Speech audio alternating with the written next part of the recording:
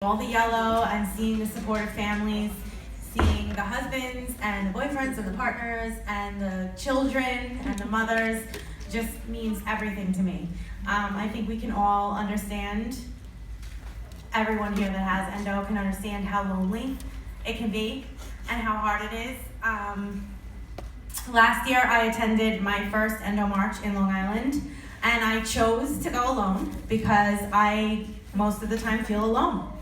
So I went alone, although my husband did offer to come with me. I just felt like I needed to do it.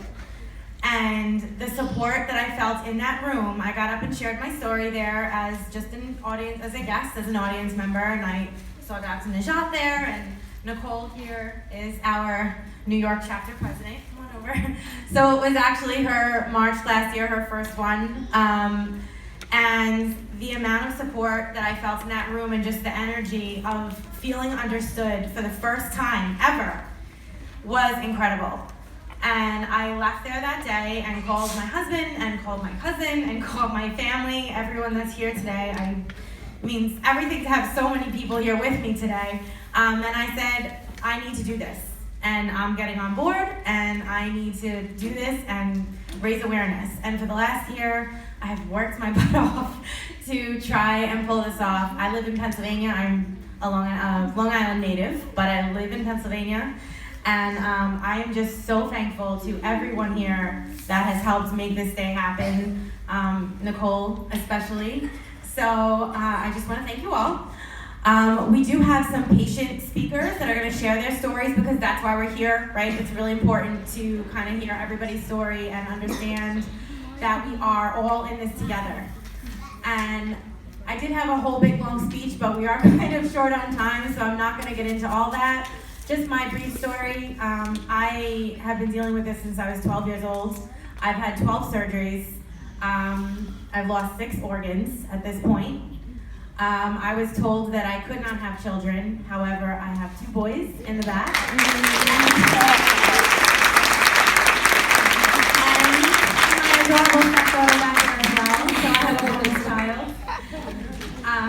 So I wanted to just let you all know that when they tell you, unfortunately, it is a reality for a lot of us that infertility is very real, but don't let that be an end-all for you, because I didn't use any drugs at all, and for me, it worked. That does not work for everyone. However, don't give up. You just gotta have that hope. So I was told I couldn't have kids, and I did. I was told every time that I went to the doctor, different things would cure me and make it better over all the years. I was diagnosed pretty young, lucky enough that I was diagnosed pretty young, but I was falsely diagnosed because they said they just found scar tissue and it wasn't endometriosis.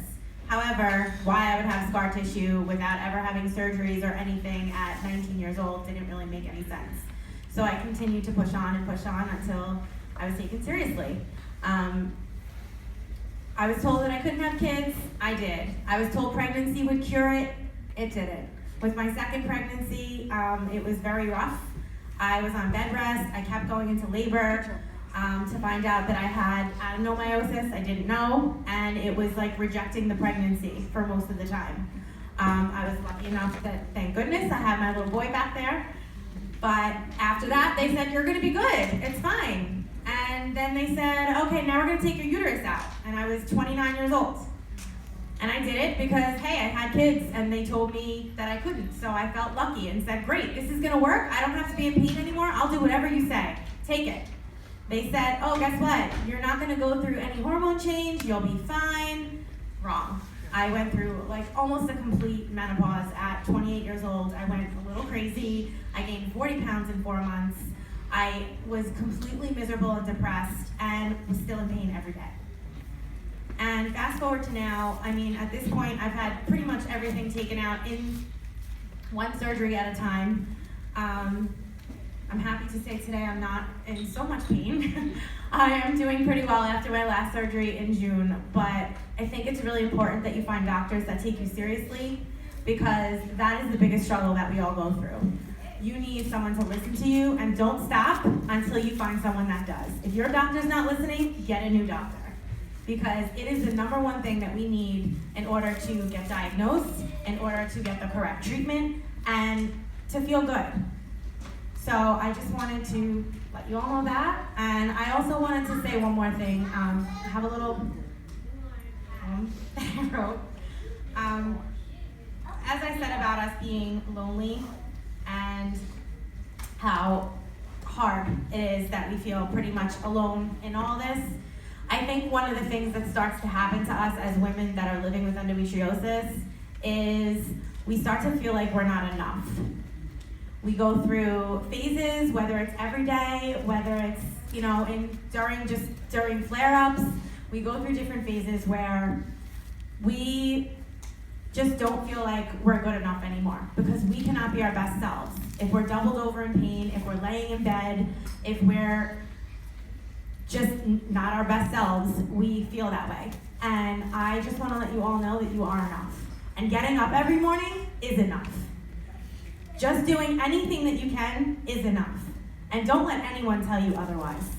Because it is such a struggle of what we have to deal with and the pain that we have to endure every single day. No one understands it. We all understand it together. That's why we're here. Amen. Amen. And I want every single person in this room to know that you are enough.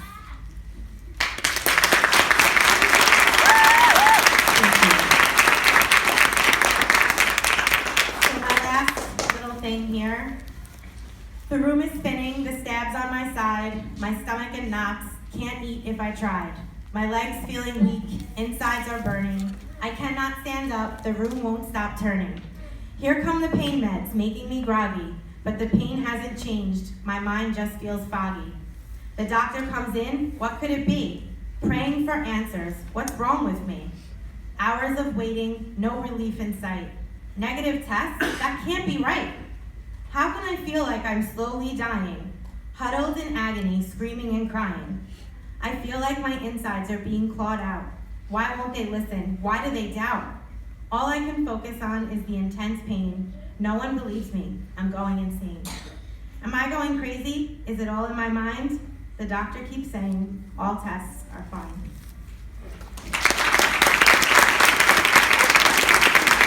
Thank you all for being here. We're going to have a few little short speeches from some amazing patients. We have a great lineup just to share our stories. It's so important that we all listen to each other. Really quickly, I'm going to just pull, everybody got a raffle ticket today? Pull out your raffle ticket. You don't have to come up here if you have it, just put it to the side.